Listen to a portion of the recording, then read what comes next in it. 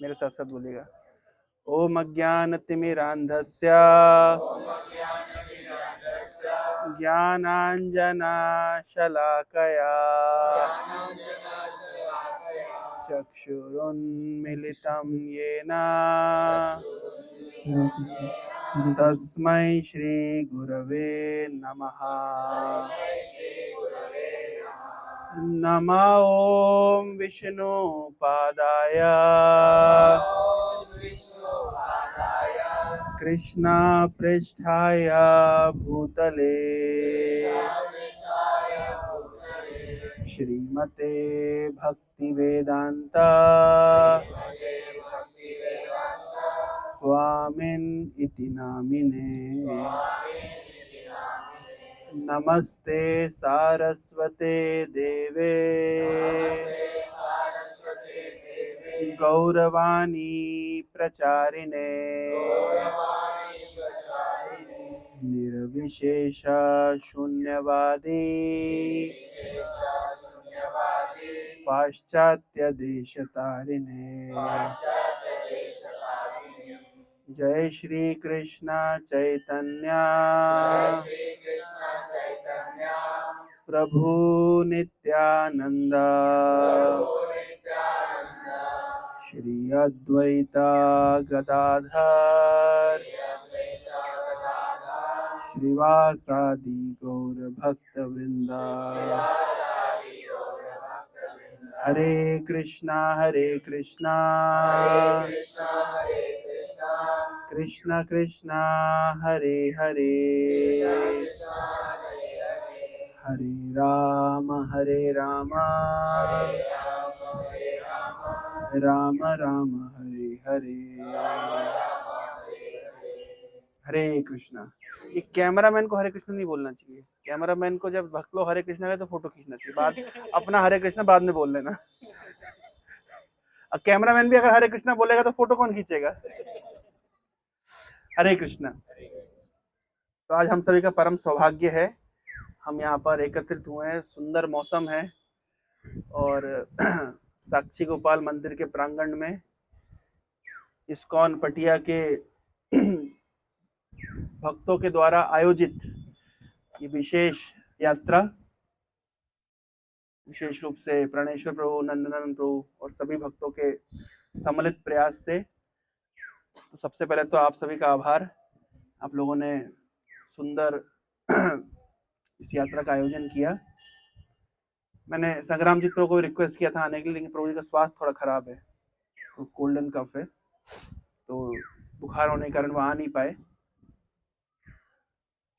तो बेसिकली आज का कार्यक्रम, यहाँ से हम लोग जाएंगे अलारनाथ, तत्पश्चात जगन्नाथपुरी।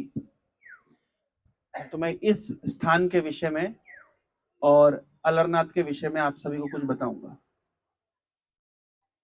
मेरा कार्यक्रम इस प्रकार से है कि मुझे यहाँ से वापस भुवनेश्वर जाना पड़ेगा, क्योंकि 12 बजे हमारे यहाँ बांग्लादेश के मैटर को लेकर के एक प्रेयर मीट है, उसके बाद प्रेस कॉन्फ्रेंस भी है, और उसके बाद हमारे इस्कॉन के जीबीसी चेयरमैन परम पूज्य गुरु प्रसाद महाराज वे आ रहे हैं। तो महाराज का वेलकम करके, रिसीव करके फिर मैं वापस आप लोग को जगन्नाथपुरी में ज्वाइन करूंगा। तो ISKCON is a happening world, कुछ ना कुछ हर दिन चलता रहता है। तो ये जो साक्षी गोपाल, आप में से सभी लोग पहले आए होंगे, जो विशेष रूप से उड़ीसा से हैं वे तो आए ही होंगे। कुछ लोगों के लिए, कौन पहली बार आए हैं साक्षी गोपाल के मंदिर में? अच्छा, पहली बार भी बहुत लंबी लिस्ट है। तो आप तो उड़ीसा से, मनोज प्रभु फिर भी फर्स्ट टाइम आ रहे हैं। अच्छा, तो श्रीमद् भागवत में एक कट क्यों रहा है? श्रीमद् भागवत में भगवान कृष्ण उद्धव को एक बहुत सुंदर निर्देश देते हैं। वो कहते हैं, यस्यात्म बुद्धि कुणपे त्रिधातुके स्वधिक कलत्रादिशु भौम इज्यधि जत तीर्थ बुद्धि सलीले ना करेचित जनेषु अभिगेषु स एव गोखरा। बहुत सुंदर श्लोक है। बोल रहे हैं यस्य आत्म बुद्धि कुणपे त्रिधातुके। बता रहे हैं कि शरीर किससे बना है?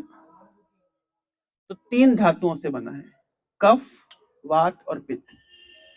अकॉर्डिंग टू आयुर्वेदा शरीर किसका कॉम्बिनेशन है? कफ, वात और पित्त। कोई भी बीमारी होती है तो आयुर्वेदिक जो डॉक्टर होता है वो क्या जांच करता है कि आपका कफ, वात, पित्त का जो रेशो है वो प्रॉपर है या नहीं है। तो ये जो शरीर है ये कफ, वात और पित्त का एक बैग जैसा है, कुणपे, त्रिधातु, इन 3 धातुओं का। लेकिन जो व्यक्ति समझता है कि शरीर ही सब कुछ है और शरीर से परे आत्मा के विषय में वो नहीं जानता। अगर व्यक्ति समझता है कि मैं ये शरीर हूं और ये नहीं समझता कि मैं इस शरीर के अंदर रहने वाली आत्मा हूं, यानी आत्मा के विषय में ज्ञान नहीं है, शरीर के विषय का ही ज्ञान है, शरीर को ही सब कुछ समझता है, और यस्य आत्मबुद्धि कुणपित धातु के स्वधि कलत्रादिशु भौम इज्यधि, और अपने आप को शरीर समझता है और शरीर से संबंधित वस्तुओं को अपना समझता है। जैसे शरीर से संबंधित संबंधों को समझता है कि मेरे हैं, उन पे कंट्रोलरशिप रखता है, समझता है कि ये मेरी संपत्ति है। वास्तविकता यह है कि शरीर हमारी संपत्ति नहीं है, हम किराए के मकान में रह रहे हैं। आत्मा इस शरीर रूपी मकान का ओनर नहीं है, मालिक नहीं है। क्या है? किराएदार। किराएदार क्यों है? किराएदार क्यों है? एक दिन छोड़ना पड़ेगा, भाई किराए का मकान है, छोड़ना पड़ेगा, कुछ समय के लिए रह रहे हैं। तो ये शरीर में हम किराएदार हैं, तो शरीर हमारा खुद का नहीं है। तो जब ये शरीर ही हमारा खुद का नहीं है तो शरीर से संबंधित वस्तुएं, संबंध, वो भी हमारे नहीं है।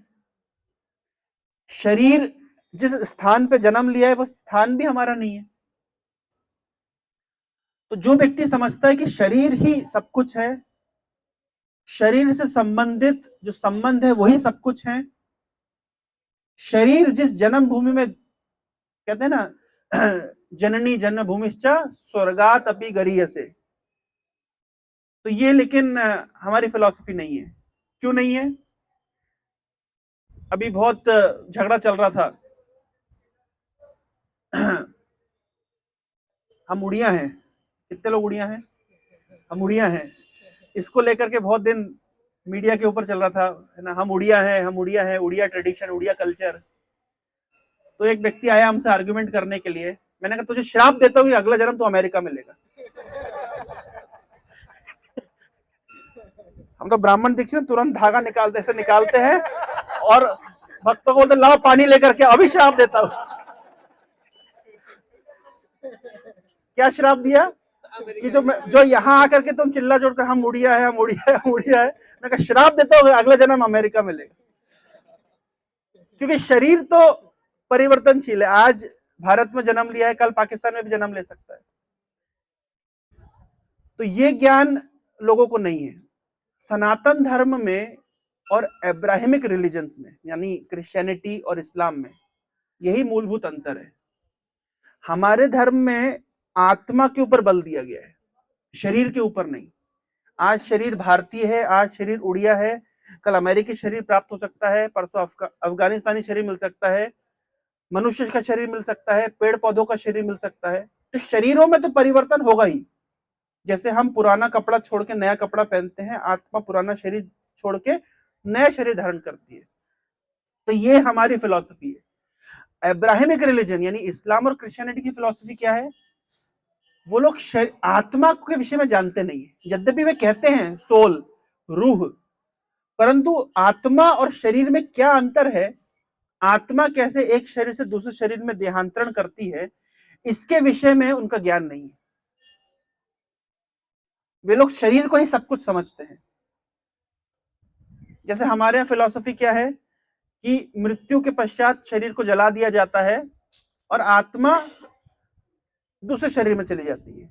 उनकी फिलॉसफी है कि मृत्यु के पश्चात आत्मा भगवान जाने कहाँ जाती है, शरीर रहता है, गाड़ करके रखते हैं और कयामत के दिन ये मरे हुए खड़े हो जाएंगे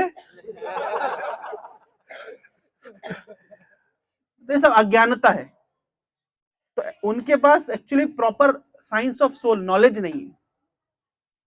लेकिन दुर्भाग्य से भारतवर्ष की स्थिति है, हम लोग सनातन धर्म के अनुयायी होने पर भी शरीर को लेकर के इतना हम एग्रेसिव हैं। हम भारतीय हैं, हम उड़िया हैं, हम ऊंची जाति के हैं। इसका अर्थ क्या है? हम आत्मा के ज्ञान को अभी तक समझे नहीं है। अगर हम समझते कि हम आत्मा हैं तो हम इस बात का घमंड नहीं करते कि मैं ब्राह्मण हूं, मैं ऊंची जाति का हूं, मैं भारतीय हूं, मैं उड़िया हूं। क्यों? क्योंकि शरीर तो परिवर्तित हो जाएगा, आज नहीं तो कल। जब हैदराबाद में प्रभुपाद जी प्रवचन दे रहे थे 1971, उस समय ईस्ट पाकिस्तान और वेस्ट पाकिस्तान के साथ हमारा युद्ध चल रहा था। तो प्रभुपाद जी ने एक बहुत अच्छे एक लेक्चर में बताया, वो रिकॉर्डेड है, वो प्रभुपाद जी का लेक्चर। उसमें प्रभुपाद जी कह रहे हैं कि आप लोग जो पाकिस्तान पाकिस्तान कर रहे हैं, हिंदी में बोल रहे प्रभुपाद, तो अगर मृत्यु के समय आपकी चेतना होगी पाकिस्तान पाकिस्तान, आप कहां जन्म लेंगे? पाकिस्तान में। यम यम वापि स्मरणम भावम तज्जन्ते कलेवरम, शरीर त्यागते समय जैसी चेतना होगी वैसा जन्म लेंगे।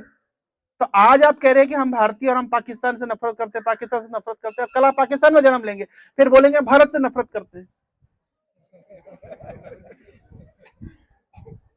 तो हमारी फिलॉसफी का मूल क्या है कि हम शरीर नहीं, हम आत्मा है। तो भगवान कृष्ण उद्धव को कह रहे हैं कि जो व्यक्ति समझता है कि शरीर ही सब कुछ है और शरीर से संबंधित वस्तुएं ही सब कुछ है, शरीर जिस स्थान पे जन्म लिया है वो जन्मभूमि ही सब कुछ है। और बोल रहे हैं इसी श्लोक में लास्ट लाइन में बोलते हैं, जो तीर्थों का भ्रमण करता है केवल अलग अलग नदियों में स्नान करने के लिए। अभी आ रहा है कुंभ का मेला, तो कुंभ के मेले में लोग क्या करते हैं? क्या करने जाते हैं? स्नान करने जाते हैं। क्या सोचता है स्नान करने से? क्या मान्यता है? पाप धुल जाता है। तो भगवान ने इस श्लोक में 3 बातें बोली। जो व्यक्ति शरीर को ही सब कुछ समझता है, जो व्यक्ति शरीर के संबंधों को ही सब कुछ समझता है, जो व्यक्ति उस जन्मभूमि को ही सब कुछ समझता है जिस जन्मभूमि में इस शरीर ने जन्म लिया है, और जो व्यक्ति तीर्थों का भ्रमण केवल स्नान करने के लिए करता है लेकिन तीर्थों में जाकर के साधुओं की संगति नहीं करता, इस व्यक्ति, ऐसा व्यक्ति सा एव गो खर, गो मतलब गाय और खर मतलब गधा। भगवान कह रहे हैं कि जो शरीर को ही सब कुछ समझता है, शरीर से संबंधित वस्तुओं को ही समझता, सब कुछ समझता है, शरीर जिस जन्मभूमि में जन्म लिया उस जन्मभूमि को ही सब कुछ मानता है, और तीर्थों में क्या करने जाता है? स्नान करने। और क्या नहीं करता? साधु संग। ऐसा व्यक्ति क्या है? गो खरा। अभी 2 गो और खर का उदाहरण क्यों दिया भगवान ने? प्रश्न उठता है, उदाहरण क्यों दिया? गाय, गाय का जब बछड़ा मर जाता है तो गाय दूध नहीं देती, तो लोग क्या करते जानते हैं? उस गाय के बछड़े की खाल रखते हैं और खाल के अंदर भूसा भर देते हैं, उसको खाल बछड़ा कहते हैं। गाय के जब बछड़ा मर जाता है तो गाय दूध देना बंद कर देती है, तो गाय के बछड़े का अंदर का सब कुछ हटा के उसके अंदर भूसा भर देते हैं और गाय के सामने उसको लाके खड़ा कर देते हैं। तो गाय को क्या लगता है? उसका बच्चा है। तो वात्सल्य के भाव से गाय दूध देना शुरू करती है। यानी गाय क्या है? यहाँ पे गाय को एक मूर्ख प्राणी की तरह दिखाया गया है। क्यों? वो नहीं समझ पा रही कि उसका बच्चा मर गया है और मरे हुए बच्चे, उसकी डेड बॉडी को दिखा करके दूध निकालने वाला दूध निकाल लेता है। तो यहाँ पे गाय की तुलना किससे करी गई है? एक मूर्ख प्राणी से। तो जो व्यक्ति शरीर को ही सब कुछ समझता है, शरीर से संबंधित वस्तुओं को सब कुछ समझता है और शरीर ने जिस भूमि में जन्म लिया है उसको ही सब कुछ मानता है, उसकी तुलना करी गई गाय से, क्योंकि गाय बुद्धू है, वो समझ नहीं पाती है कि मर गया है। उसी तरह मनुष्य समझ नहीं पाता कि शरीर तो मरा हुआ है, शरीर, this body is a dead body, इसके अंदर जीवन क्यों है? क्योंकि आत्मा है। तो जैसे गाय उस खाल बछड़ा के अंदर आत्मा को नहीं देख पाती है, शरीर को ही देख करके दूध देने लगती है, वैसे वो मनुष्य केवल शरीर से ही संबंधित रखता है, अंदर की आत्मा को नहीं समझता। उसकी तुलना किससे करी गई है? गाय से। और गधे से किसकी तुलना की गई है? जो व्यक्ति तीर्थ में जाता है स्नान करने के लिए लेकिन साधुओं की संगति नहीं करता, उसकी तुलना गधे से करी गई है। क्यों गधे से? आजकल तो देखिए हम लोग बस करके आते हैं, टैक्सी करके आते हैं, टाटा टेम्पो में आते हैं, ट्रेन में जाते हैं, फ्लाइट में जाते हैं। पहले लोग तीर्थों में जाते थे, कैसे जाते थे? पैदल जाते थे। और सामान किस पे रखते थे? गधे के ऊपर। तो गधा, मान लीजिए यहां से आपको जाना है बद्रीनाथ, तो आप भी जाएंगे और गधा भी जाएगा। यहां से आपको जाना है प्रयाग, आप भी जाएंगे, गधा भी जाएगा। लेकिन गधा के साथ स्थिति क्या है? गधा वो भाड़ ढो करके जाएगा और एज इट इज भाड़ ढो करके वापस आएगा। तो गधे का कोई लाभ नहीं हुआ तीर्थ में जाके। हुआ कोई लाभ? कैसे गया था? भाड़ ढो करके गया था और भाड़ ढो करके वापस आ गया। गधे के जीवन में कोई परिवर्तन नहीं आया। तो उसी प्रकार कोई व्यक्ति अगर तीर्थ में जाता है, केवल स्नान करता है लेकिन साधु संगति नहीं करता, तो जो चेतना लेकर के गया था वही चेतना लेकर के वापस आता है। इसका मतलब है कि उसकी चेतना कैसी है? गधे की तरह। गधे की तरह वही गंदगी लेकर के गया था, वही गंदगी लेकर के वापस आ गया। अच्छा, गंदगी की धुलाई कैसे होती? अगर साधु संग करते, अगर तीर्थ में जाके भगवान की कथा सुनते, साधु संग करते, तो जो मानसिकता है, जो हम दूषित मानसिकता यहां से लेकर के जा रहे हैं, वो दूषित मानसिकता शुद्ध होती। तो तीर्थों में जाने का मुख्य उद्देश्य क्या होता है? क्या स्नान करना? नहीं। तीर्थों के जाने का मुख्य उद्देश्य होता है साधुओं की संगति करना, कथा सुनना। समझ पा रहे हैं? बाकी सब चीजें सेकेंडरी हैं। गंगा में स्नान करने, चाणक्य पंडित ने कहा है कि जैसे हमारे एक वैष्णव गीत में है कि गंगा के स्पर्श में आने से बहुत समय लगेगा शुद्ध होने में, लेकिन अगर साधुओं के मुख से हरि कथा सुनेंगे तो जल्दी शुद्ध हो जाएंगे। दर्शने पवित्र करो यही तुम्हार गुण, सद्यो साधु समागम। तो तीर्थों में जाने का उद्देश्य क्या है? साधु संग, हरि कथा, हरि नाम। ये बात हमको इस्कॉन में आने से पहले पता नहीं थी। इस्कॉन में आने से पहले हम तीर्थों में क्या करने जाते थे? पिकनिक करने जाते थे, एंजॉय करने जाते थे। आज भी हम एंजॉय करते हैं, लेकिन हमारे एंजॉय करने की शैली बदल गई है। हम भगवान की कथा सुन के, भगवान का नाम जप करके, कीर्तन करके हम एंजॉय करते हैं। एंजॉयमेंट भी होता है और एनलाइटनमेंट भी होता है।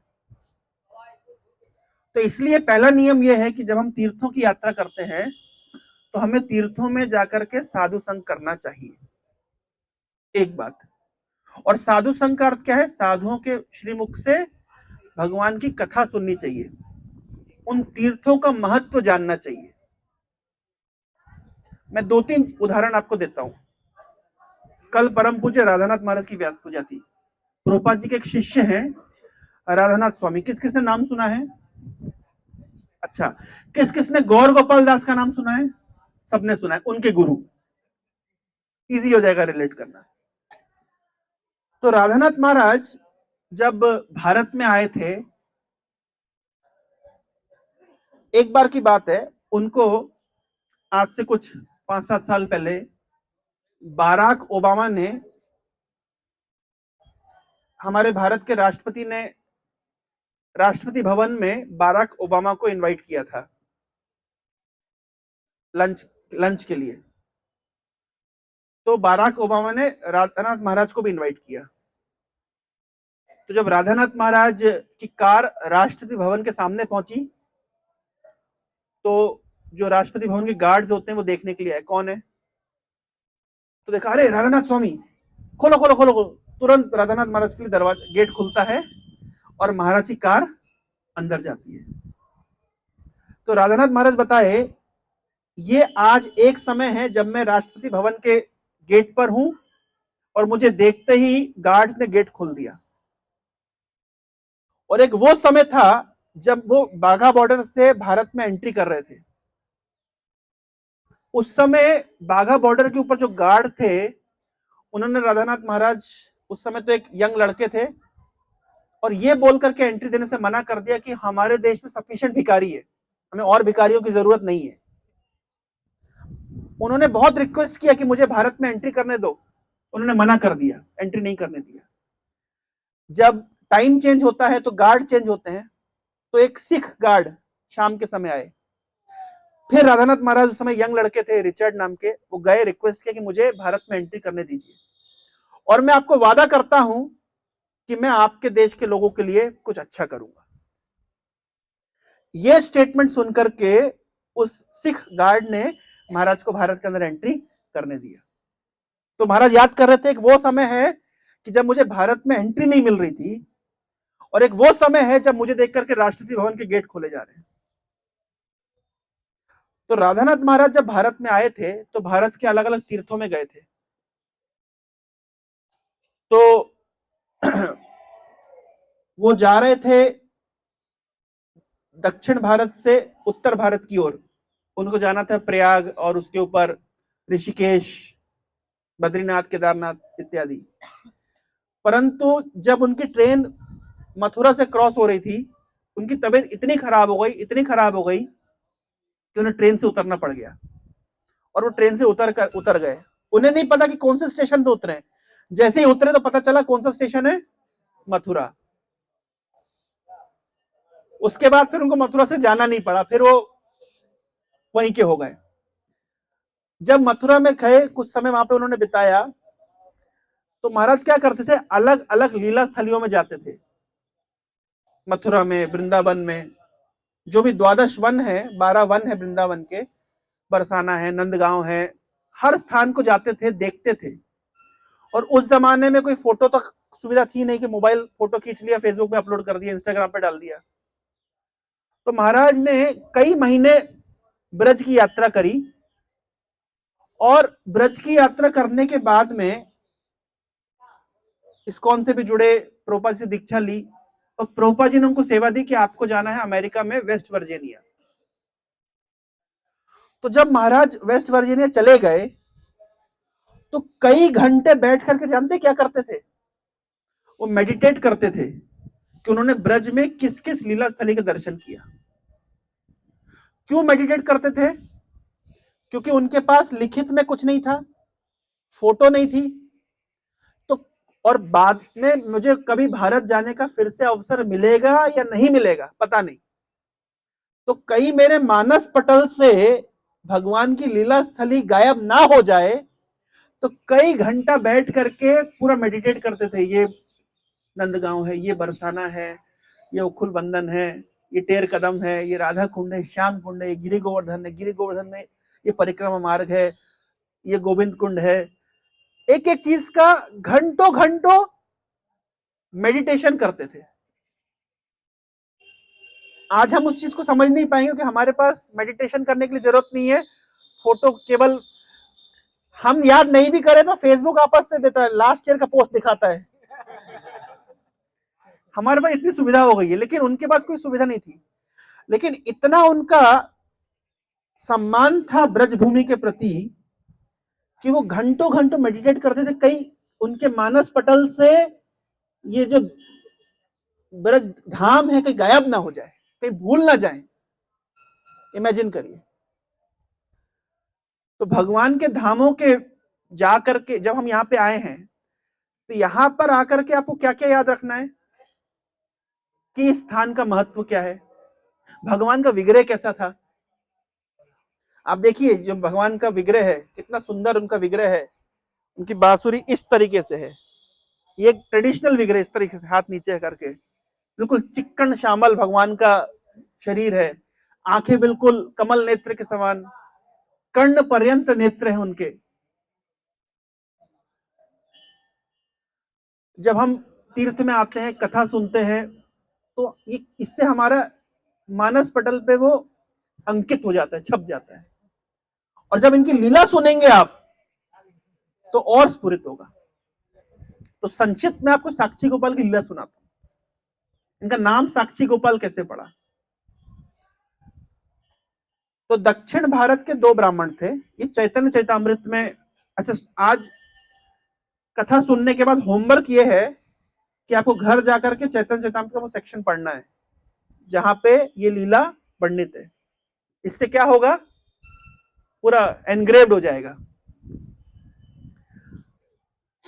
तो दक्षिण भारत के दो ब्राह्मण थे, सीनियर ब्राह्मण, जूनियर ब्राह्मण, और ये निकले कई धामों की यात्रा करने के लिए, और धामों की यात्रा करते करते ब्रज में पहुंचे। जब ये बड़े ब्राह्मण बीमार पड़ गए रास्ते में, नेचुरली एजेड थे, तो छोटे ब्राह्मण ने उनकी बहुत सेवा करी, बहुत सेवा करी। तो प्रसन्न होकर के, खुश होकर के बड़े ब्राह्मण ने छोटे ब्राह्मण को कह दिया कि मैं गोपाल के सामने साक्षी देकर के कहता हूं कि गोपाल जी का मंदिर था ब्रज में, वृंदावन में। मैं गोपाल के सामने साक्षी देकर के कहता हूं कि वापस लौट करके अपनी बेटी का विवाह मैं तुमसे करूंगा। शास्त्रों में कहा गया है, अत्यधिक प्रसन्नता में और अत्यधिक क्रोध में कोई डिसीजन नहीं लेना चाहिए। तो इतना प्रसन्न थे, इतना प्रसन्न थे छोटे ब्राह्मण की सेवा से कि प्रसन्नता पूर्वक इन्होंने कमिटमेंट कर दिया कि मैं अपनी बेटी का विवाह आपके साथ कराऊंगा। छोटे ब्राह्मण ने मना किया, अरे भाई आपके कहने से क्या होता है, बेटी भी राजी होनी चाहिए और परिवार के लोग भी राजी होने चाहिए। बोले नहीं नहीं, मैं गोपाल के सामने कमिटमेंट करता हूं, गोपाल को साक्षी मान करके मैं ये वादा करता हूं कि मैं जाते ही अपनी बेटी का विवाह आपके साथ कराऊंगा। तो जब वापस लौटते हैं तो बड़ा ब्राह्मण अपने घर में बात छेड़ता है, धीरे से बोलता है कि मैं जब गया था यात्रा में तो छोटे ब्राह्मण ने बड़ी सेवा करी, बड़ा ही सुशील लड़का है, हमारी बेटी के लिए उपयुक्त वर है। जैसे ही बोले तो परिवार के लोग भड़क गए, बोले नहीं नहीं ऐसा नहीं हो सकता। बेटी, जो लड़का था वो भी भड़क गया, ब्राह्मण की पत्नी थी वो भी भड़क गई, और अब घर में ही क्या होने लगा, ब्लैकमेलिंग होने लगी। वाइफ कह रही कि अगर आपने मेरी बेटी का विवाह उसके साथ कराया तो मैं आत्महत्या कर लूंगी। लड़का कह रहा है मैं तो उसको जाके मार डालूंगा। मतलब फुल माहौल, फिल्मी माहौल बन गया। इसलिए छोटा ब्राह्मण क्या कह रहा था, आप कमिटमेंट मत करिए, कोई गारंटी नहीं है आपके परिवार वाले मानेंगे कि नहीं मानेंगे। अब जब बड़ा ब्राह्मण के ने देख लिया घर की स्थिति, अब बेचारा कुछ बोल नहीं सकता। कभी कभी व्यक्ति द्वंद्व में फंस जाता है, अक्सर ऐसा होता है। तो एक द्वंद्व में वो फंस गया, अपना कमिटमेंट वापस ले नहीं सकता, घर वालों को कन्विंस कर नहीं सकता, क्या करेगा। तो जब व्यक्ति कुछ नहीं कर सकता तो क्या करता है, हरे कृष्णा कृष्णा कृष्णा हरे हरे, हरे राम राम राम हरे हरे। जिंदगी में जब डेड एंड आ जाए, डेड एंड समझते हैं, जब कोई रास्ता ना बचे तब एक ही रास्ता बचता है, हरे कृष्ण। मैं कभी पटिया सेंटर में क्लास दूंगा भागवतम 6th कैंटू से। भागवतम में अच्छे अच्छे उदाहरण है कि कैसे भगवान के महान महान भक्त बिल्कुल डेड एंड में जाके फंसे, कुछ नहीं हो सकता। जैसे उदाहरण संक्षिप्त में बोलता हूं, कश्यप मुनि के पास दिति आती है, दिति की बड़ी सुंदर सेवा करती है, और इतनी सुंदर सेवा करती है कि कश्यप मुनि खुश हो जाते दिति से और बोलते जो मांगना है मांग लो। वही बात हो गई, अत्यधिक प्रसन्नता में, जैसे दशरथ अत्यधिक प्रसन्नता में कैकेयी को वरदान दे दिए, जो मांगना है मांग लो। तो अत्यधिक प्रसन्नता में नहीं बोलना चाहिए, कुछ ये शिक्षा मिलती, नीतिकारों ने लिखा है, चाणक्य ने भी लिखा है। अत्यधिक क्रोध में कोई डिसीजन नहीं लेना चाहिए, अत्यधिक प्रसन्नता में कोई डिसीजन नहीं लेना, वो डिसीजन गलत ही होगा। और शास्त्रों में इसके प्रत्यक्ष उदाहरण है। तो कश्यप मुनि ने खुशी खुशी बोल दिया दिति को, जो मांगना है मांग लो। तो दिति कहती है कि मुझे ऐसा पुत्र चाहिए जो इंद्र की हत्या करे। और इंद्र कौन? कश्यप मुनि का ही पुत्र है।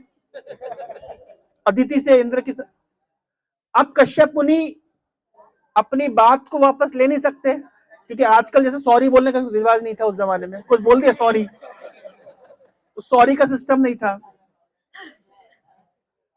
बात वापस ले नहीं सकते, तथास्तु बोल नहीं सकते। बात वापस लेंगे तो झूठ बोलने का अपराध लगेगा, और तथास्तु बोलेंगे तो इंद्र की हत्या का, डेड एंड। तब किस प्रकार से कश्यप मुनि डेड एंड से बाहर निकले? कश्यप मुनि ने ऐसा फॉर्मूला बताया दिति को कि तुम भगवान विष्णु की आराधना करो, तुम्हारी समस्त मनोकामनाएं पूर्ण हो जाएगी। पर डायरेक्टली नहीं बोले तथास्तु, तुम भगवान विष्णु की आराधना करो, तुम्हारी समस्त मनोकामनाएं पूर्ण होगी। तो दिति भी बिल्कुल जोश में थी, क्योंकि बदले की आग जल रही थी।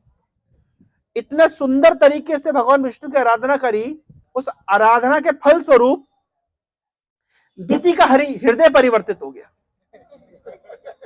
इंद्र भी बच गया, दिति भी बच गई, कश्यप भी बच गया,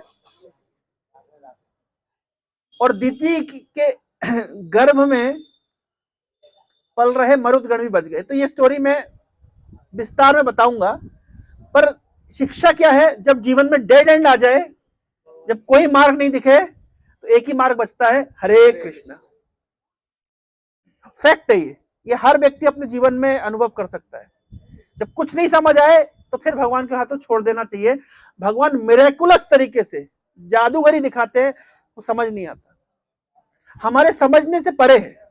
लोग पूछते हैं क्या भगवान ऐसा पत्थर बना सकते हैं जिसको खुद ना उठा पाए?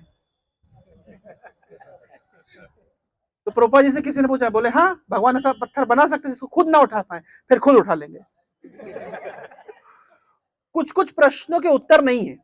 जैसे कोई व्यक्ति अगर पूछता है कि अगर सब कुछ भगवान ने बनाया तो भगवान को किसने बनाया, तो उसको आंसर देना चाहिए कि सर्कल में कितने कॉर्नर है।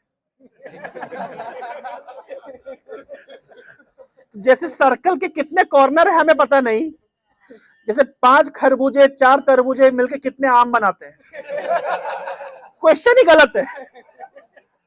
तो जैसे क्वेश्चन ही गलत है, वैसे ये क्वेश्चन ही गलत है, भगवान को किसने बनाया। वैसे ये क्वेश्चन ही गलत है कि इस सिचुएशन में हमें आंसर नहीं मिल रहा, भगवान कैसे आंसर निकाले। अरे भगवान भगवान है।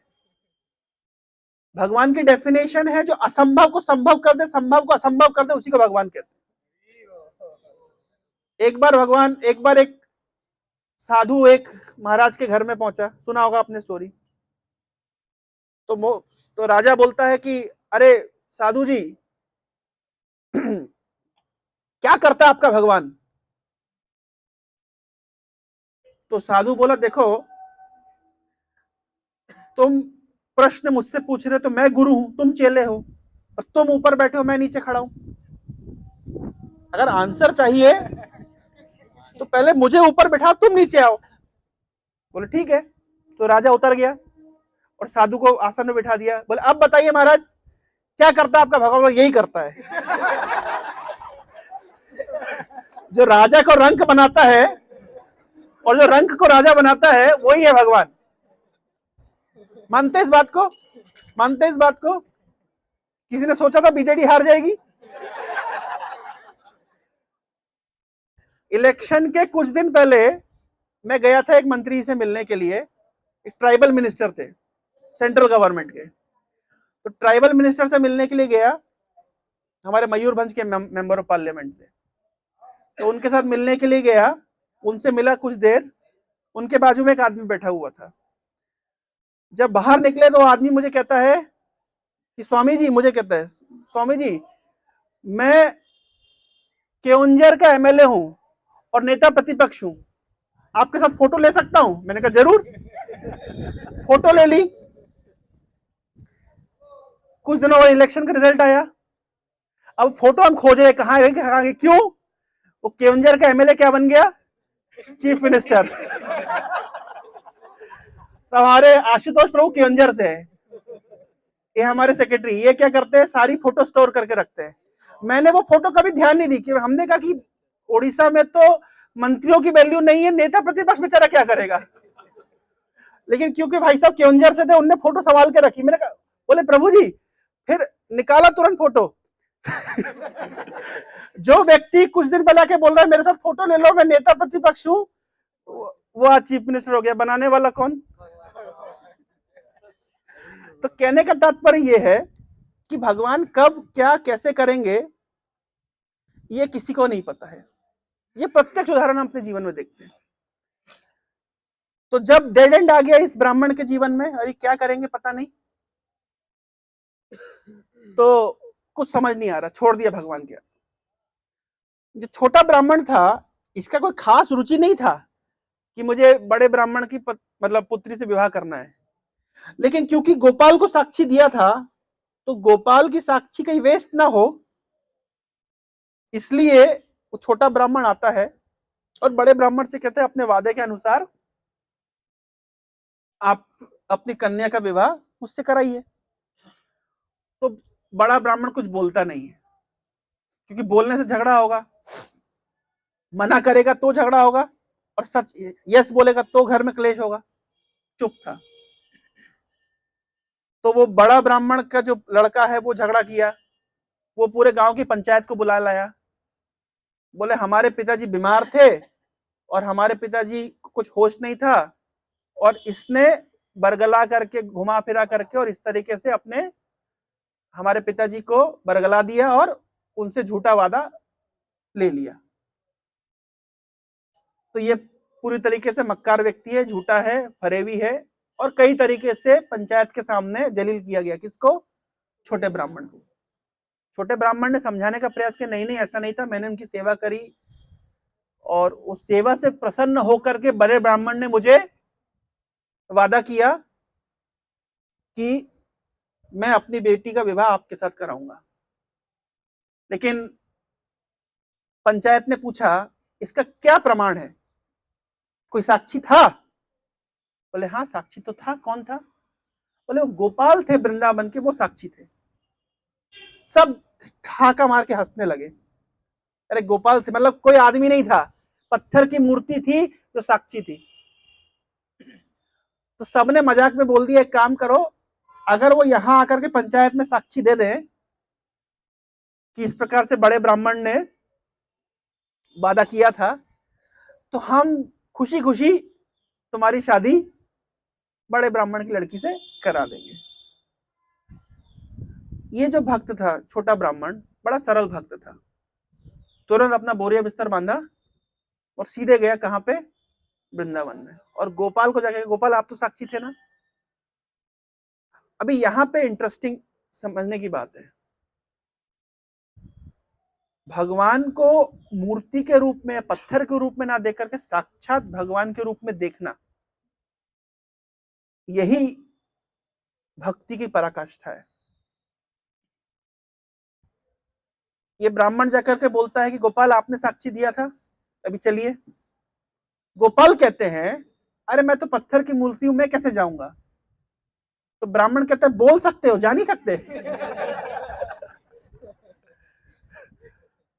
बोले तुम्हारे भक्त के ऊपर अभी संकट आया है, मेरी लाज बचाओ भाई। तुमने इतनों की लाज बचाई है, द्रौपदी की लाज बचाई है, गजेंद्र की लाज बचाई है, मेरी लाज क्यों नहीं बचाते? मैं इतना जलील हुआ वहां पंचायत में जाकर के। तब गोपाल साक्षी देने के लिए वो छोटे ब्राह्मण के साथ चल करके आए। बोले ठीक है तुम आगे आगे चलो, मैं पीछे पीछे चलूंगा, लेकिन पीछे मुड़ के मत देखना। पीछे मुड़ के क्यों मत देखना? पीछे मुड़ के क्यों मत देखना? तुम्हें भरोसा नहीं है, विश्वास नहीं है? पीछे मुड़ के मत देखना मतलब भरोसा रखो मैं तुम्हारे साथ चल रहा हूं, भक्ति मार्ग में आ गए हैं, पीछे मुड़ के मत देखना, आगे बढ़ना। पीछे मुड़ के देखने का अर्थ क्या है? भरोसा नहीं है कि मार्ग सही है। भागवतम में कहा गया है भक्ति मार्ग के विषय में, धावन निमिल्य बा नेत्रे न स्खले न पते दिया। इस मार्ग में कोई व्यक्ति चलता है कैसे? आंख बंद करके दौड़ लगाता है, ना फिसलेगा ना गिरेगा। तो आप कई बार देखिए इस तरह की जब भी लीला हुई है, भगवान ने हमेशा कहा पीछे मुड़ के मत देखना। पीछे मुड़ के मत देखना का अर्थ है एक बार इस मार्ग पे आ गए, अब पीछे मुड़ने की जरूरत नहीं है। पीछे मुड़ के कुछ नहीं मिलेगा, आगे बढ़ो। तो छोटा ब्राह्मण आगे आगे चलता रहा और भगवान पीछे पीछे, और जा करके विजयनगर गांव के गेट के ऊपर जाकर के भगवान खड़े हो गए।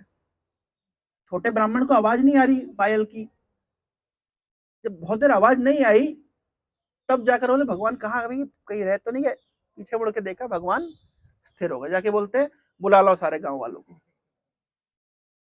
तो छोटा ब्राह्मण जाता है, पूरे पंचायत को बुला करके लाता है, दिखाता है कि देखो ये आ गए साक्षी देने वाले गोपाल, सीधे ब्रज से चल करके आए हैं। तो ये जो साक्षी गोपाल हैं, ये पहले विजयनगर में थे, दक्षिण भारत में थे। तत्पश्चात उन्हें महाराज प्रतापरुद्र लेकर के आए थे इधर इस उत्कल क्षेत्र में। पहले इनको जगन्नाथपुरी के मंदिर में रखा गया था, और ये जगन्नाथ जी का भोग शेयर करते थे, तो जगन्नाथ जी खुश नहीं थे।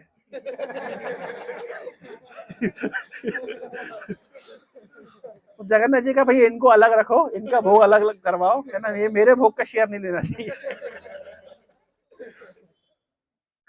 उसके बाद इनको यहाँ पे लाए गए। ये केवल गोपाल थे, राधा रानी नहीं थी।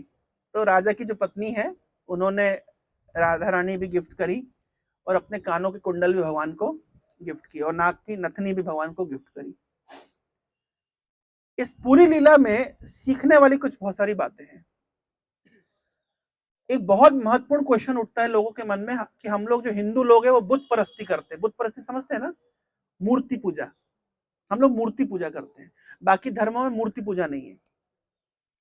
हम लोग मूर्ति पूजा नहीं करते हैं, हम लोग बुत परस्ती नहीं करते, हम आइडल वर्शिपर्स नहीं है। हम क्या कर रहे हैं, ये मूर्ति नहीं है। भगवान, देखिए हमारी इंद्रियां भौतिक है, मेटेरियल है, पंच धातुओं की बनी हुई है। हमारी इंद्रियों की क्षमता नहीं है कि हम भगवान के चिन्मय स्वरूप को, ट्रांसेंडेंटल फॉर्म को, सच्चिदानंद रूप को ग्रहण कर सके। जैसे मान लीजिए फ्रीक्वेंसी कैच होती है, इसके और इसके बीच में फ्रीक्वेंसी हो रही है, कैच हो रही है, तो इधर से फ्रीक्वेंसी निकल रही, इधर से निकल रही, इधर पर रिसीव हो रही है। ये एक सिस्टम है। हर वस्तु फ्रीक्वेंसी को मैच नहीं करता, हर चीज का अपना एक फ्रीक्वेंसी होता है। रेडियो वेव्स होती है, एक्सरेज होती है, हर चीज अपनी फ्रीक्वेंसी से कैच होती है।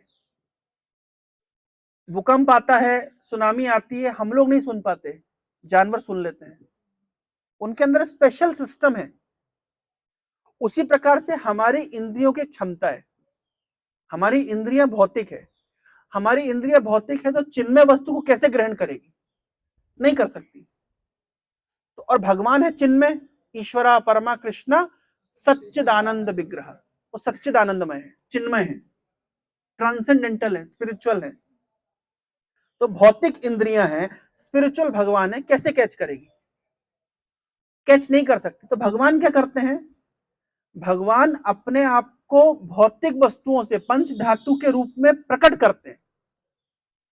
वो पंच धातु नहीं है, उस पंच धातु से भगवान अपने आप को प्रकट कर रहे हैं।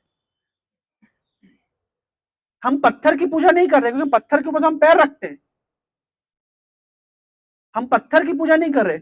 उस पत्थर से जो भगवान प्रकट हुए हैं, हम उन भगवान की पूजा कर रहे हैं। ये फिलॉसफी है, ये दर्शन है। हम कई प्रकार के साउंड वाइब्रेशन है, लेकिन हम हरिनाम को पूछते हैं। हरिनाम क्या है, भगवान साउंड के माध्यम से प्रकट हुए हैं। गंगा नदी क्या है, भगवान जल के माध्यम से प्रकट हो गए। तो हम जल को नहीं पूज रहे, हम पत्थर को नहीं पूज रहे, हम साउंड को नहीं पूज रहे, उस साउंड वाइब्रेशन से जो भगवान प्रकट हुए, हम उस भगवान को पूज रहे हैं। उस पत्थर से जो भगवान प्रकट हुए, भगवान को पूज रहे हैं। एक बार परम पूज्य राधा गोविंद महाराज भारत से अमेरिका की यात्रा कर रहे थे, तो कुछ समय उनकी फ्लाइट कुवैत में रुकी। तो कुवैत में एक मुस्लिम जो अथॉरिटी थी, उन्होंने महाराज को देखा, जो एयरपोर्ट अथॉरिटी, उन्होंने महाराज को बुलाया, स्वामी जी आप इंडिया मॉन्क, इंडिया साधु, यस आइए। तो उन्होंने क्वेश्चन पूछना शुरू किया। उन्होंने महाराज से प्रश्न पूछा कि आप लोग कहते हैं कि आप लोग पत्थर को पूजते हैं। तो महाराज के नहीं, हम पत्थर को नहीं पूजते। बोले नहीं, हम तो देखें हिंदू लोग पत्थर को पूजते हैं। नहीं नहीं, बोले पत्थर के ऊपर तो हम पैर रखते हैं, हम पत्थर को नहीं पूजते, हम पत्थर से जो भगवान प्रकट हुए भगवान को पूजते हैं। तो फिर उन्होंने प्रश्न पूछा, क्या आपके अनुसार भगवान का रूप होता है? बोले हाँ होता है। बोले हम तो नहीं मानते, हमारे धर्मशास्त्र में कहते हैं भगवान का कोई रूप नहीं होता। तो राधा गोविंद महाराज एक बहुत सुंदर उदाहरण दिए। बोले अच्छा आप लोग नमाज करते हैं, आपकी प्रार्थना भगवान सुनता है, अल्लाह सुनता है? बोले हाँ सुनता है। अच्छा कैसे सुनता है?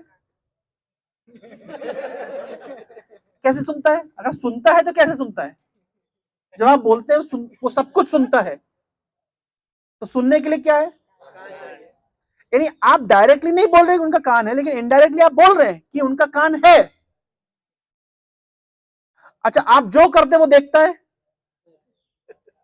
देखता है, यस और नो? देखता है। तो जब देखता है तो कैसे देखता है? कैसे देखता है? यानी आप खुद बोल रहे हैं कि वो देख सकता है, मतलब उसकी आंखें है। आप कहते हैं वो सबसे बड़ा दाता है, देता है। अच्छा कैसे देता है? कैसे देता है? इसका मतलब है आप क्या कहना चाह रहे हैं? यानी आपके धर्मशास्त्रों में लिखा है कि उनकी आंख है, उनके कान है, उनके हाथ है। हम भी तो यही कह रहे हैं, लेकिन हमारा कहना यह है कि हमारी आंखें कैसी है? लिमिटेड है। हमारी आंखें केवल देखने का काम करती है। लेकिन भगवान के विषय में ब्रह्म संहिता में लिखा है, इंद्रियाणि यस्य सकलम, क्या है श्लोक? वृत्तिवंत, हाँ वृत्तिमांति पश्यंति पांति।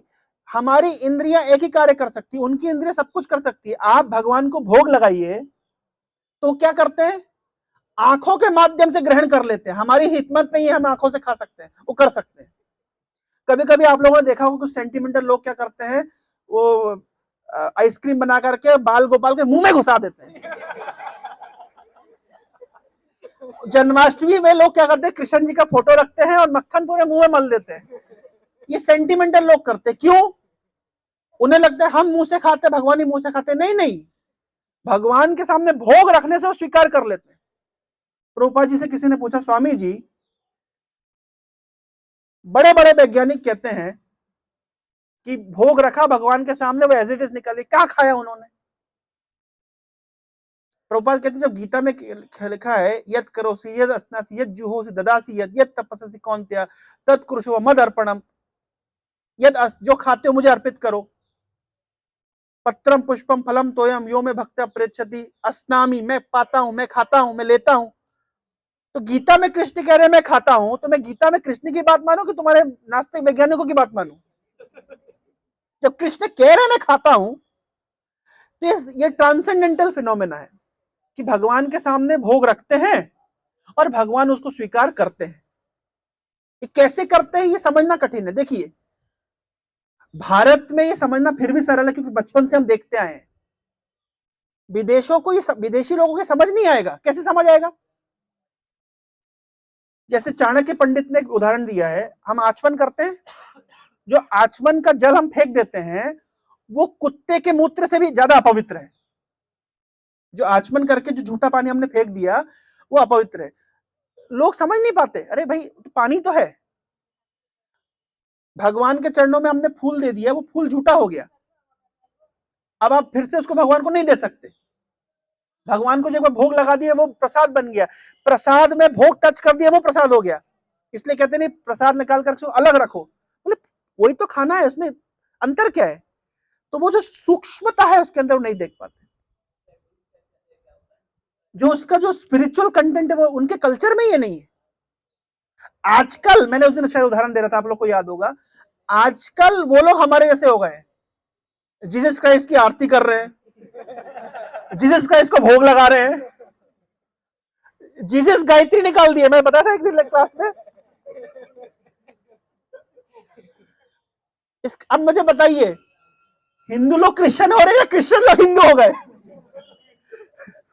भाई हिंदू क्रिश्चियन नहीं हुए, पूरा क्रिश्चियनिटी भी हिंदू बन गए, सेम हिंदू रिचुअल फॉलो कर रहा है। हमारे कल्चर में ही सब है। भगवान को भोग, भगवान आंखों से भोग स्वीकार कर लेते हैं। तो भगवान की आंखें हैं और उनकी आंखें हमारे से सीमित नहीं है। भगवान सब कुछ कर सकते हैं। भगवान अपने आप को पत्थर से प्रकट कर सकते हैं। देखिए, भगवान अपने आप को मोबाइल फोन के स्क्रीन से प्रकट कर सकते हैं। जब भगवान अपने आप को खंबे से प्रकट कर सकते हैं, तो भगवान कहां से अपने आप को प्रकट नहीं कर सकते? तो जो लोग बोलते हैं कि नहीं भगवान पत्थर से प्रकट नहीं हो सकते, भगवान का कोई रूप नहीं हो सकता, इसका अर्थ क्या है? वो समझ नहीं पा रहे कि भगवान कहते किसको है। भगवान के विषय में वेदों में लिखा गया है, अणोर अणियम महतो मही, bigger than the biggest, smaller than the smallest. तो जब हम बोलते हैं भगवान, मतलब उनके लिए कुछ इम्पॉसिबल नहीं है। वो बड़े से बड़े हैं और छोटे से छोटे भी हैं। उनके अंदर सब कुछ है और वो भी एक एक अंडाणु परमाणु के अंदर मौजूद है। अंडाणु अंतर परमाणु से अंतर। कैसे संभव है? ये भगवान की सर्वशक्तिमत्ता है। तो भगवान अपने आप को विग्रह के रूप में प्रकट करते ताकि हम सेवा कर सके। लास्ट पॉइंट बोल करके मैं खत्म करूंगा। टाइम क्या हो गया? टाइम क्या हो गया? ओके, ठीक है, 5 मिनट और। भगवान का प्राकट्य जो विग्रह के रूप में होता है, मूर्ति के रूप में होता है, उसका पर्पस क्या है? भगवान हमारी सेवा लेने के लिए प्रकट हुए। लोग कहते हैं, इन लोगों का जनरल धारणा होता है, अरे जो भगवान अपने मुंह के ऊपर बैठी मक्खी नहीं भगा सकते, वो हमारे दुख दर्द कैसे भगाएंगे? सुना आप लोगों ने, लोग ऐसा कहते हैं। तो भगवान का जो ये अवतार है, ये मक्खी भगाने के लिए नहीं है। ध्यान रखिए, ये जो भगवान का अवतार है विग्रह के रूप में, अर्चा विग्रह के रूप में, मूर्ति के रूप में, ये केवल एक ही पर्पस के लिए। किसके लिए? हमारी सेवा को स्वीकार करने के लिए। हम भगवान के लिए वस्त्र बना सकते हैं, फूल माला बना सकते हैं, पगड़ी बांध सकते हैं, भोग लगा सकते हैं। पुजारी लोग जब भगवान को सुलाते हैं तो रात को भगवान के पैर दबाते हैं। क्या भाव से? कि दिन भर खड़े खड़े मक्कारों को दर्शन देते थक गए होंगे, आपके पैर दुख गया होगा, पैर दबाते हैं। भगवान इस रूप में प्रकट होते ताकि हम इस रूप का दर्शन कर सकें। देखिए, हमारे मंदिरों में भगवान का रूप होता है, भवानी लीला होती है, भवानी कथा होती है। क्यों होती है? ताकि हम लीला सुन सकें, कथा कीर्तन कर सकें, भगवान के रूप का दर्शन कर सकें। दूसरे धर्मों में भगवान का रूप ही नहीं होता, तो उनके धर्म के जो स्थान है वहां बैठ के क्या करते हैं? डिस्कशन करते हैं, कहां बम गिरा दें, किसको मार दें। क्यों ऐसा डिस्कस कर रहे हैं? भाई भगवान का नाम नहीं, रूप नहीं, गुण नहीं, लीला नहीं, तो करेंगे क्या? ऑप्शन क्या है उनके पास करने के लिए? बम फेंक दे, इसको मार दे, उसको काट दे, बस यही चलता रहता है। अब समझिए ना, भगवान अपना भाई नाम रूप गुण लीला हो तो चर्चा करे ना, कह भगवान की कथा, भगवान की लीला। फिर भगवान साक्षी गोपाल देखिए कितने महान है कि विग्रह के रूप में साक्षी देने के लिए अपने भक्त के लिए इतना दूर से चल के आ गए। तो भगवान की महानता में पता चल रही है। भगवान का इतना सुंदर रूप है कि देखिए कितना उनका त्रिभंग रूप में खड़े हुए हैं। तो अब रूप ही नहीं है, लीला ही नहीं है, तो चर्चा क्या करेंगे? तो उनके पास चर्चा करने के लिए कुछ नहीं है। तो भगवान का जो अर्चा विग्रह का रूप है, क्यों है? सेवा लेने के लिए। अगर इस रूप के ऊपर जाके मक्खी बैठती तो गलती किसकी है? भगवान की नहीं है, भक्त की है। भक्त की गलती है। एक बार वृंदावन मंदिर में राधा रानी के पास में मक्खी आ गई, तो प्रभुपाद जी के एक शिष्य थे आइंद्र प्रभु, फेमस कीर्तनिया। जैसे उन्होंने देखा कि राधा रानी के पास मक्खी आ गई है, उन्हें इतना गिल्टी लगा, मैं क्या सेवा कर रहा हूं। आउट ऑफ गिल्ट 24 घंटे भगवान को चवर ढुलाते रहे, 24 आवर्स रोते रहे कि मेरे से कितना बड़ा अपराध हो गया। हमारी सेवा देखिए कितनी थर्ड क्लास की सेवा, जबकि वृंदावन की सेवा आप जानते हैं, इस्कॉन के सभी मंदिरों की आप सेवा देखिए, भगवान को 8 बार भोग लगाया जाता है, 2 बार श्रृंगार किया जाता है। आपको पता है मंगल कितने बजे मंगल आरती में भक्त प्रवेश करता है? हम तो मंगल आरती में 4:30 बजे जाके खड़े होते हैं। पुजारी कितने बजे जाता है? 3:30 बजे। जाके भगवान को बेड से उठाता है, ब्रश कराते हैं, ब्रश कराने के बाद में सुबह सुबह भगवान को मंगल भोग, स्वीट भोग ऑफर किया जाता है। ये तो रबड़ी दी जाती है, ये तो रसमलाई दी जाती है सुबह सुबह। ये सब करने के बाद में भगवान फिर मंगल आरती में भक्तों को दर्शन देते हैं। फिर मंगल आरती के बाद क्या होता है, पट बंद हो जाता है। उसके बाद क्या चलता है पीछे, बड़े बिगड़े का श्रृंगार होता है, और जो छोटे अर्चा बिगड़े हैं उनका अर्चन होता है, दूध से, दही से, शहद से, घी से, एवरी डे। मान लीजिए अगर इस्कॉन भुवनेश्वर की स्थापना 1992 में हुई है, तो 1992 से लेकर आज 2025 आने वाला है, एक दिन भी ऐसा नहीं हुआ कि मंगल आरती नहीं हुई हो, एक दिन भी ऐसा नहीं हुआ कि 8 बार भोग नहीं लगा हो, एक दिन भी ऐसा नहीं हुआ कि 6 बार आरती नहीं हुई हो, एक दिन भी ऐसा नहीं हुआ कि 2 बार श्रृंगार नहीं हुआ हो। इमेजिन करिए क्या स्टैंडर्ड रखा है प्रभुपाद जी ने। और पूरे विश्व में, इमेजिन करिए पूरे विश्व में, आप रशिया चले जाइए, ऑस्ट्रेलिया चले जाइए, यूरोप चले जाइए, अमेरिका चले जाइए, यहां तक कि आप बांग्लादेश चले जाइए, वहां पे भी विग्रह सेवा का ये स्टैंडर्ड प्रभुपाद जी ने रखा है। जब मंदिर बंद होता है तो पीछे श्रृंगार हो रहा होता है और अर्चा विग्रह का अभिषेक हो रहा होता है, अर्चन होता है मंत्रों से, जो वेदों के अंदर पुरुष सूक्त दिया गया उस सूक्तों से, ब्रह्म संहिता इत्यादि मंत्र उच्चारण होता है, प्रॉपर अभिषेक होता है, फिर भोग लगाया जाता है, उसके बाद दर्शन आरती होती है। दर्शन आरती के बाद में फिर मंदिर बंद होता है, भगवान का ब्रेकफास्ट टाइम, भगवान पोहा खाएंगे, उपमा खाएंगे, इडली खाएंगे, चकुली खाएंगे, गुगुनी खाएंगे, बढ़िया भोग लगेगा। फिर उसके बाद फिर ऑल्टर खुलेगा, फिर आरती होगी, फिर 11:30 बजे फिर मंदिर बंद होता है, फिर क्या होगा, राजभोग, कम से कम 20 आइटम राजभोग मिनिमम, प्रभुपाद जी ने स्टैंडर्ड दिया है, मिनिमम 20 आइटम्स एवरी डे रसोई होती है। फिर ऑल्टर खुलेगा, फिर क्या होगा, फिर आरती होगी। इसके बाद में भगवान का दोपहर का रेस्ट टाइम, उसके बाद में रेस्ट टाइम कैसे होता है जानते हैं, भगवान का बेड होता है, बाकायदा सुंदर सुंदर बेड होता है, बेड लगाया जाता है, भगवान का आह्वान किया, आइए भगवान रेस्ट करिए, फिर भगवान को सुला दिया जाता है। और सोने के समय भी भगवान के पास से पानी रख देते हैं, कुछ मिठाई रख देते हैं, कहीं भूख लग गई बीच में तो। शाम को 4 बजे जूस पिलाया जाता है, फ्रूट्स खिलाए जाते हैं, टाइम है ना उसका, जूस फ्रूट का टाइम है। इसके बाद में फिर खुलेगा ऑल्टर, फिर आरती होगी, फिर शाम को फिर संध्या भोग का समय हो जाएगा, फिर पूड़ी सब्जी हलवा। इसके बाद संध्या आरती होगी, रात को दूध रखा जाएगा भगवान के सामने मिश्री मिश्री डाल करके, बढ़िया सुंदर सुंदर चांदी के ग्लास पे भगवान को दूध ऑफर किया जाएगा। इसके बाद में शयन आरती होगी, शयन आरती के बाद में भगवान नाइट सूट पहनेंगे,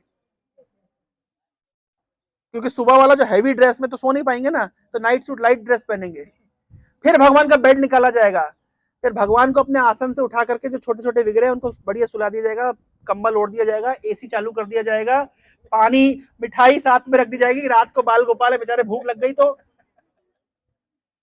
कई बार ऐसा हुआ है, अभी रेमुणा की जो स्टोरी है, कई बार हमने देखते भगवान, एक बार की बात है कि राधा माधव मायापुर में पुजारी ने क्या किया, दूध रख दिया, दूध थोड़ा गर्म था, मतलब अच्छा खासा गर्म दूध रख दिया, ऑल्टर बंद किया, 15 मिनट के बाद भगवान ने तक पूरा ऑल्टर में दूध फैला दिया। क्यों, अरे तो इतना गर्म दूध रख के गए हो, मैं पीऊंगा कैसे। अगर भक्त बोले नहीं नहीं भगवान आप थोड़ा सा ठंडा होने के बाद पी लेना, तो फिर मैं लेट हो जाऊंगा सोने में, फिर तुम सुबह 4 बजे उठा दोगे। क्योंकि भक्त तो उठता ही उठता, भगवान को भी तो उठना पड़ता है ना। तो देखिए कितना सेवा का अवसर दिया, अर्चा विग्रह क्यों आता है भगवान को, ताकि इतनी सेवा का अवसर मिल सके। अभी आप जाएंगे अलरनाथ, अलरनाथ की भी एक लीला हुई कि एक गर्मा गर्म खीर का पात्र भगवान के ऊपर गिर गया, भगवान के बॉडी के ऊपर निशान आ गया, आज जाके आप दर्शन करेंगे। तो इसका अर्थ क्या है, ये अर्चा विग्रह का जो अवतार हुआ है क्यों हुआ है, भक्तों की सेवा लेने के लिए। अर्चा विग्रह नहीं हो क्या सेवा करेंगे, जो निराकारवादी होते हैं उन लोग के पास सेवा का कोई अवसर ही नहीं है। ध्यान करो, ध्यान क्या करना है, सुबह उठेंगे बिस्तर के ऊपर, देखा होगा आप लोगों ने, लोग बिस्तर के ऊपर उठ करके थोड़ी देर बैठे रहते हैं, क्या करते हैं, मैं सुबह सुबह बिस्तर में थोड़ा ध्यान कर लेता, ध्यान नहीं करते, उस रात भर जो सोने का जो इनर्शिया है वही रह जाता है। निराकारवादी हैं ना भगवान का रूप है, ना भगवान का जन्मदिन मनाना है, ना भगवान के त्योहार मनाने, तो क्या तो राधा गोविंद महाराज कहते हैं ये आलसियों की पद्धति है। जो आलसी लोग होते हैं वो निराकारवादी होते हैं, आलसी होते हैं ना, भगवान का रूप ही नहीं है तो कोई सेवा ही नहीं करनी। हमारी फिलॉसफी क्या है, अरे भगवान का इतना सुंदर रूप, उनकी सेवा करनी है। तो पहले जमाने में मंदिर, बीच में मंदिर होते थे, पूरा गांव आसपास बसा होता था। क्या उद्देश्य है कि भाई कोई भगवान के लिए फूल उगाता है, कोई फल उगाता है, कोई खेती किसानी करता है, कोई भोग बनाता है। पूरे जो सारे परिवार हैं वो भगवान को सेंटर में लाकर मान करके और सेवा में एंगेज रहते थे। वैकुंठ में क्या मिलेगा, वैकुंठ में लिखा गया भागवत में, वैकुंठ में धूल नहीं है, फिर भी लक्ष्मी देवी झाड़ू लेकर के मारती रहती, कोई काम नहीं, बेचारी करे क्या, धूल नहीं है वहां पे, लेकिन करे क्या, सेवा करनी है। भक्ति का अर्थ क्या होता है, ऋषिकेश ऋषि ना सेवनम भक्ति रुच्यते। अगर भगवान निराकार है तो सेवा किसकी करेंगे। तो भगवान अर्चा विग्रह के रूप में क्यों प्रकट होते हैं, सेवा स्वीकार करने के लिए। तो ये हमारी मूल फिलॉसफी है। इसलिए हमारे वैष्णव आचार्यों ने क्या किया है, भगवान के अर्चा विग्रह को स्थापित किया है। एक और पॉइंट, अगर अर्चा विग्रह ना हो तो मंगल आरती करनी नहीं पड़ेगी, फेस्टिवल मनाना नहीं पड़ेगा। तो भक्त क्या है, इजी गोइंग हो जाएंगे। अभी तो क्या होता है, मंगल आरती रहती है सुबह 4:30 बजे, पहुंचते हैं मंदिर में, सुबह जल्दी उठ के नहा धो करके दौड़ भाग करके पहुंच जाते हैं।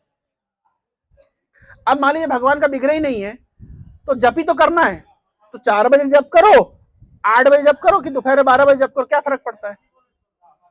लेकिन प्रभुपाद जी ने देखा नहीं नहीं, अगर अर्चा विग्रह नहीं रहेगा, मंदिर नहीं रहेगा, मंदिर में सेवा नहीं रहेगी तो भक्त लोग आलसी हो जाएंगे। भाई जप के लिए तो कोई नियम नहीं है, ना नहाए ना धोए, कैसे भी जप कर सकते हैं। लेकिन अर्चा विग्रह की सेवा करनी है तो आपको शुद्धता रखनी पड़ेगी, स्नान करना पड़ेगा। तो प्रभुपाद जी ने जान करके, ताकि भगवान की सेवा होने से भक्त लोग भी एक्टिव रहेंगे, इसलिए इस्कॉन मंदिरों की स्थापना करी और उसमें भगवान के विग्रहों को स्थापित किया। और पूरी कम्युनिटी की कम्युनिटी का क्या कार्य होता है, भगवान की सेवा। सेवा के माध्यम से सब एंगेज रहेंगे, उनकी चेतना में रहेगा। अरे सेवा रहेगी तो माताओं की चेतना में फूल माला बनानी है। अलग अलग प्रभु लोग जो ब्राह्मण दीक्षा ले लेते हैं वो आरती करने भी जाते हैं, कुछ माताएं कुछ प्रभु मिलकर भोग बनाते हैं। एक गृहस्थ का कर्तव्य क्या है कि, एक आचार्य ने बताया बहुत सुंदर बात कि गृहस्थ को कैसे करना चाहिए। अगर आपकी भक्ति कैसे करेगा गृहस्थ, अगर आपके परिवार में 4 मेंबर है तो आप मान लीजिए 6 मेंबर है, 4 आपके परिवार के मेंबर और 2 राधा कृष्ण, तो 6 मेंबर है। तो मतलब पहले 4 लोग का कपड़ा आता था, 6 लोग का आएगा। 4 लोग का बर्थडे मनाते थे, 6 लोग का बनेगा। 4 लोग के लिए रसोई होती थी, 6 लोग की होगी। 4 लोग की मनपसंद खाना बनाते थे, अभी 6 लोग का बनेगा। और धीरे धीरे क्या होगा जानते हैं, वो चारों का अटेंशन पूरा उन 2 के ऊपर आ जाएगा, वैकुंठ कृष्णा कॉन्शियसनेस। तो भक्ति करना कितना सरल है, केवल अपने परिवार में 2 मेंबर और ऐड करने, राधा और कृष्णा, कितना सरल हो जाएगा। तो ये हमारे आचार्यों ने पद्धति दी। तो इसलिए अर्चा विग्रह का जो अवतार है वो सेवा स्वीकार करने के लिए, वो मक्खी भगाने का काम अर्चा विग्रह का नहीं है, वो भक्त का है। समझ रहे हैं, तो क्यों भगवान अर्चा विग्रह के रूप में अवतरित होते हैं। और अर्चा विग्रह साक्षात भगवान है, इस भाव से उनकी सेवा करेंगे तो भगवान ने गीता में कहा, जे जथा माम प्रपद्यन्ते तांस तथे भजामि हम। जो जिस भाव से पूजा करता है उसको वही भाव प्रकट होता है। पत्थर समझेंगे तो पत्थर दिखेगा, और भगवान समझेंगे तो ना केवल भगवान के रूप में दिखेंगे, आपसे बात करेंगे, आपके सुख दुख में शामिल होंगे। इस तरीके से भगवान क्या करते हैं, रेसिप्रोकेट करते हैं। तो आज की शिक्षा क्या है, भगवान अर्चा विग्रह के रूप में क्यों प्रकट हुए, सेवा स्वीकार करने के लिए। रोजी ने कहा अलरनाथ के विषय में 5 मिनट में बता देता हूं। टाइम क्या हो गया है, 10 तक। ठीक है, ध्यान से सुनिएगा। अब यहां से आप लोग जाएंगे अलरनाथ।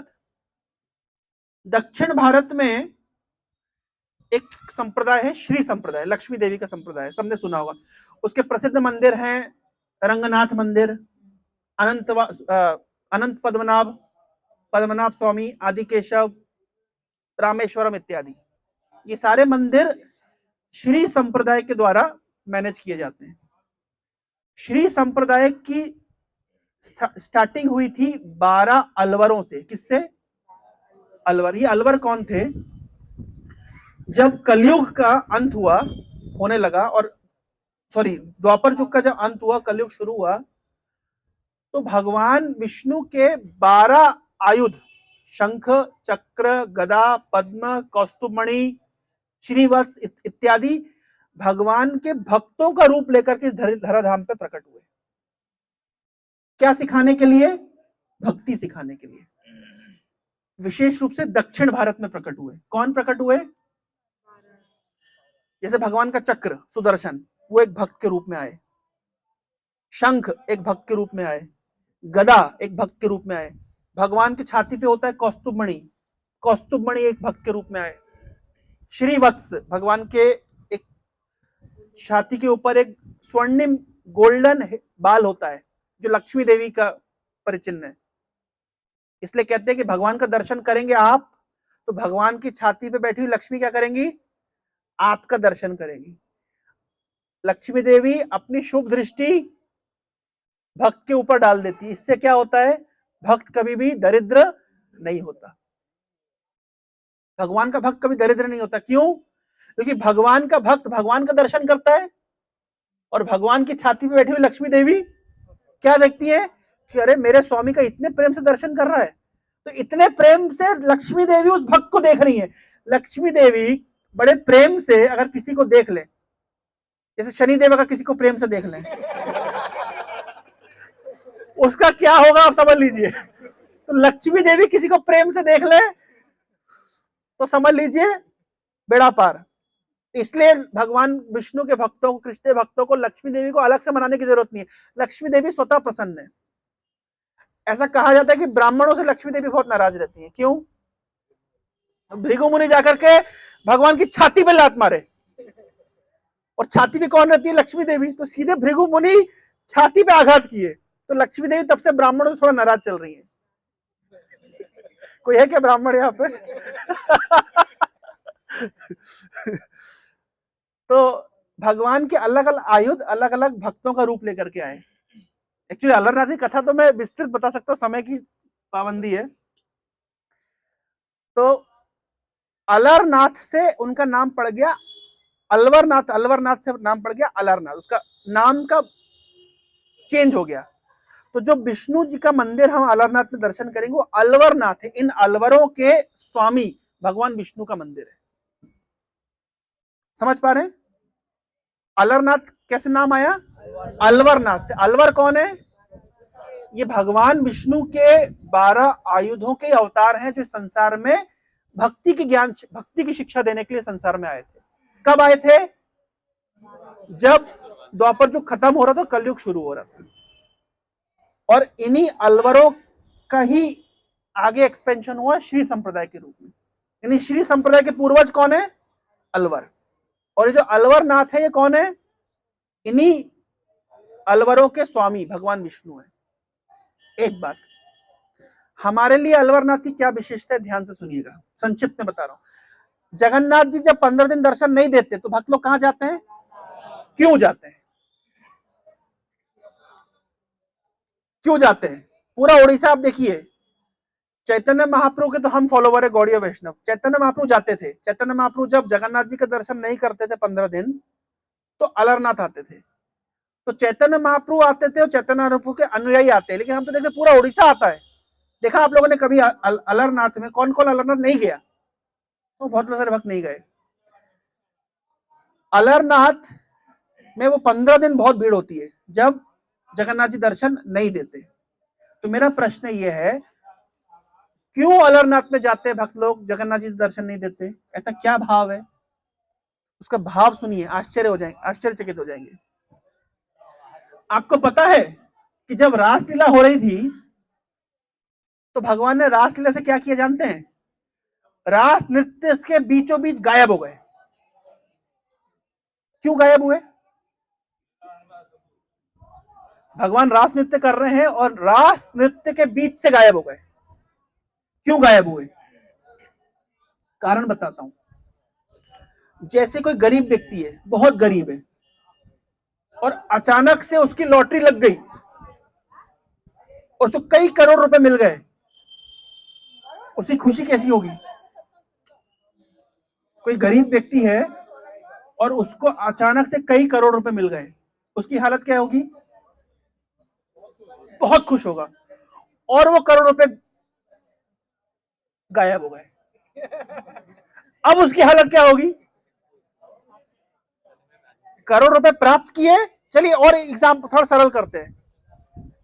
आपको बहुत तेज भूख लगी है, कब क्लास खत्म होगी, कब क्लास खत्म होगी, बहुत तेज भूख लगी है,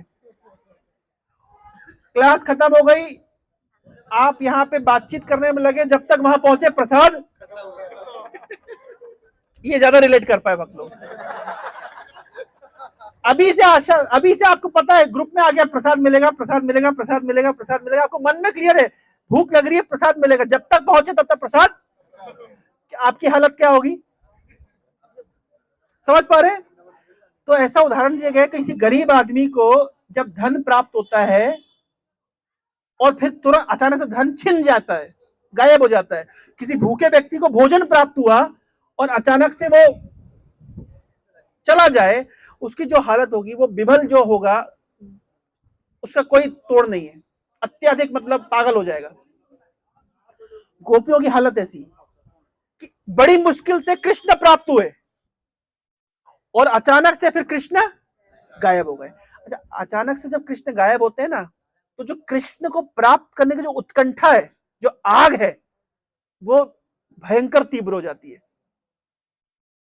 तो भगवान खुद भागवतम में बोल रहे हैं कि मैं अपने भक्तों को विरह रस का स्वादन क्यों कराता हूं? क्योंकि विरह में मुझे जो प्राप्त करने की जो उत्कंठा है, वो मुझे प्राप्त करने के बाद वो उत्कंठा नहीं। क्यों ब्रज के भक्त श्रेष्ठ हैं? क्यों गोपियां श्रेष्ठ हैं रुक्मिणी आदि रानियों से? क्योंकि रुक्मिणी आदि रानियों के पास तो कृष्ण है, लेकिन गोपियों के पास कृष्ण है नहीं। गोपियों के पास कृष्ण को प्राप्त करने की तड़प है, विरह है। गोपियां हमेशा कृष्ण विरह में जलती रहती हैं, झुलसती रहती हैं। रुक्मिणी आदि को वो रस का अनुभव कभी नहीं होगा। जब उद्धव, मैं एक बार उस दिन क्लास में बता रहा, जब उद्धव को भगवान कृष्ण ने भेजा, तो उद्धव तो सोचे, अरे क्या कृष्ण तो हमारे पास ही है, क्या कृष्ण के बारे में इतना सोचना। जब ब्रज में गए और जब गोपियों के भाव को देखा, नंद महाराज यशोदा के भाव को देखा, ब्रज भाव को देखा कि कृष्ण को प्राप्त करने की इतनी तड़प है इनके हृदय में, उद्धव समझ गया कि ऐसी तड़प कहीं पे नहीं है। इसलिए कहा गया है कि सभी भक्ति में ब्रज भक्ति सर्वश्रेष्ठ है। तो रासलीला में कृष्ण को प्राप्त किया, कई जन्मों की आशा रही होगी कि कृष्ण के साथ रास नृत्य करेंगे, और उस रास नृत्य में कृष्ण रूपी धन को प्राप्त किया और अचानक गायब हो गए कृष्ण, धन छूट गया। तो गोपियां जो पागल हुई, जिसकी कोई गोपी कृष्ण के भाव भंगिमा का विचार कर रही हैं, कोई कृष्ण की नकल कर रही हैं, कोई कृष्ण का नाम गा रही हैं। घोषण तब सर्वता ब्रजे पूरे खेदेर महाविबलऊ, पूरे ब्रज में घोषणा, हाय कृष्ण कहां चले गए करके पूरा भाव विभोर होकर के गोपियां खोज रही हैं कृष्ण को। और ना उनको अपने कपड़ों का ठिकाना है, ना समय का ठिकाना है, ना संबंधियों का ठिकाना है, कोई चेतना नहीं है। क्योंकि गरीब आदमी धन प्राप्त किया, खो दिया, क्या हालत होगी उसकी? पागल हो गई गोपियां। इस भाव में गोपियां कृष्ण को खोज रही है। अब कृष्ण भी मजा ले रहे हैं। कृष्ण क्या किए, एक किसी कोने में जाके खड़े हो गए, और किस रूप में खड़े हुए?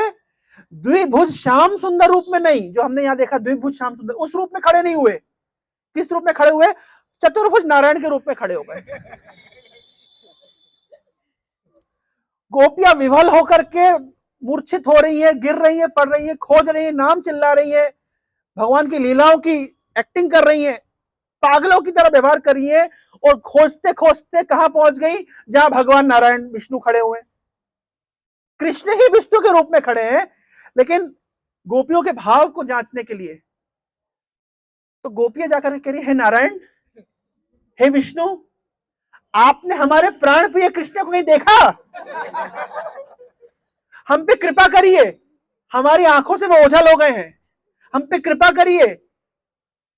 हमारी हालत उस गरीब व्यक्ति की तरह है जिसने धन को प्राप्त करके खो दिया।